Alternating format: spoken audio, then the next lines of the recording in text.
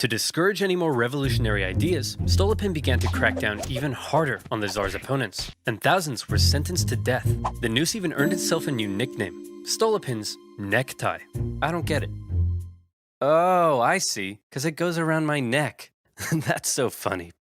But despite the oppression, many positive reforms were also being made, and the Russian economy even began to improve. This was a problem for Lenin. If the people weren't suffering, then they wouldn't support a revolution. Still in exile and lacking funds, the Bolsheviks simply weren't in a position to do anything. Luckily, it was around this time that Lenin met an incredibly handsome Georgian with your second favorite historical mustache, Joseph Stalin. Lenin and Stalin met at a communist convention in Finland, and Lenin liked Stalin because he was a real go-getter and was great at fundraising for the Bolsheviks. And by fundraising, I mean kidnapping, robbing, extorting, bribing, ransoming, assassinating, prison breaking, stealing, bank raiding, executioning, and stealing again. Hey Stalin, the Mensheviks aren't so hot in all this stealing, but we still need money, so the next time you do a big heist, just do it quietly. Okay, quietly. Got it.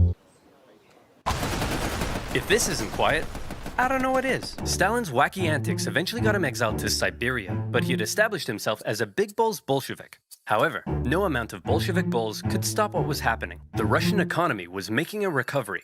For the Tsar, things were looking up. This is great. All Nicholas has to do is sit back and not mess anything up. Hey everyone, big news. I'd like to introduce you to my new best friend. He's a crazy, drunken, beardy, horny, scandal-ridden magic wizard man, and he smells like a goat. We're screwed. Rasputin.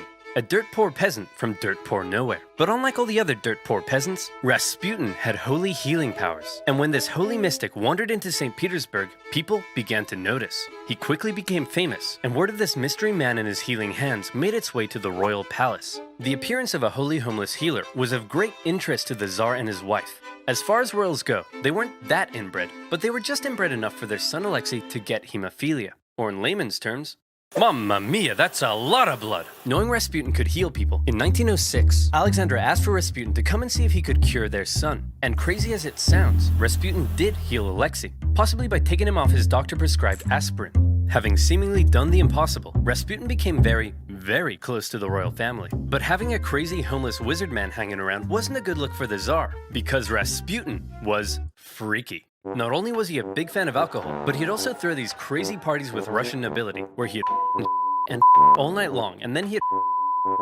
his whole head hypnotic eyes, and nobody knew how the goat got on the roof. Initially, the press were banned from talking about Rasputin, but eventually, the ban was lifted, and the tabloids went to town. The whole thing was a huge scandal, and everyone was freaked out that this guy was influencing the Tsar and his wife. Nicholas could have spent this period of relative peace improving his image. Instead, he spent it doing this. But as weird as the whole Rasputin thing was, so long as the economy continued to improve and the people's lives kept getting better, maybe Nick would be okay. Maybe there would be no more revolutions. Maybe this video could even end right here. Or maybe things were about to get worse. A lot worse. You see, the year is 1914, and that means it's time for World War I.